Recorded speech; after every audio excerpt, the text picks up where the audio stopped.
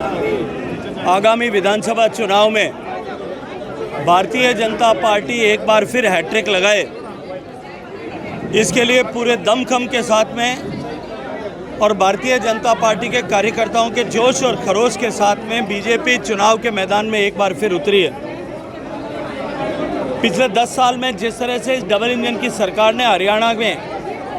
भय, भूख और भ्रष्टाचार की राजनीति को समाप्त किया,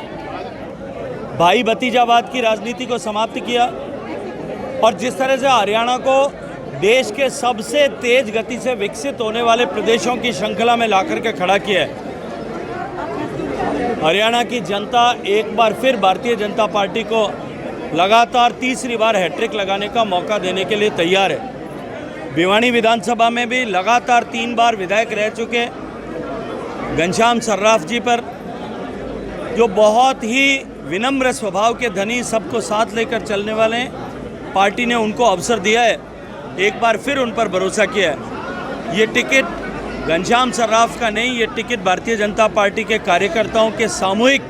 ताकत का टिकट है और निश्चित रूप से यहाँ अब की बार हैट्रिक पिछली बार बनी थी, अब की चौका लगने वाला है। देखिए, मुझे लगता है कि टिकट मांगना सबका अधिकार है और जिस तरह की अपेक्षा के साथ में कार्यकर्ता लगातार 5 साल तक मेहनत करता है और क्योंकि ये भारतीय जनता पार्टी में ही संभव हो सकता है कि कोई कार्यकर्ता धरातल से उठे और देश के शीर्ष पद तक पहुँचे,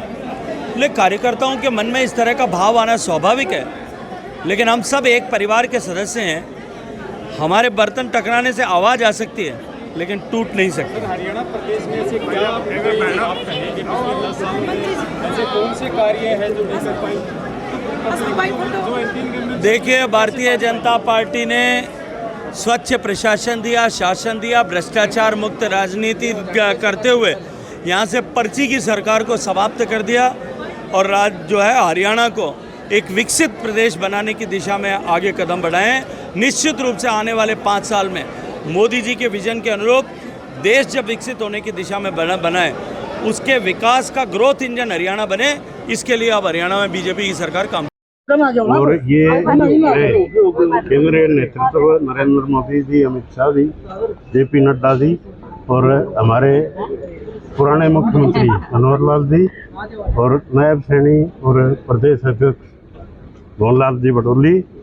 और जिलाध्यक्ष मुकेश गौड़ और 2 साथी इनके महामंत्री, इन सब की दृष्टि से चुनाव में टिकट दिया गया है और इस काम को आगे बढ़ाने के लिए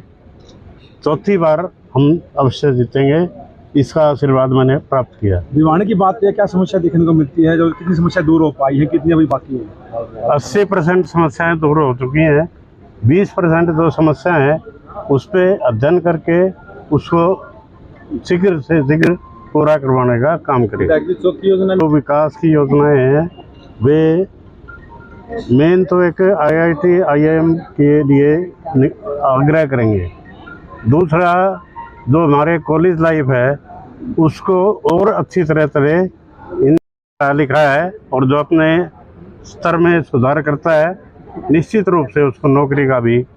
प्रसाद मिलता है। टिकट वितरण के बाद में कुछ लोगों के अंदर सभी भारतीय जनता पार्टी के साथी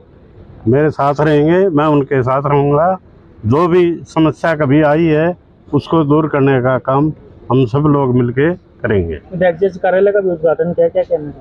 मैं कार्यालय के उद्घाटन पर यही था कि हम थोड़ी देर के लिए वहाँ बात करके और माननीय शेखावत जी को का जो भाषण था वो बड़ा गजब का था, क्योंकि पिछली बार इन्होंने नल से जल प्रत्येक घर में देने का वायदा किया था, जो तकरीबन पूरा हो गया है और आने वाले समय में हम पार्टी के विभिन्न आयामों में काम करते हुए आगे बढ़ेंगे। चलो।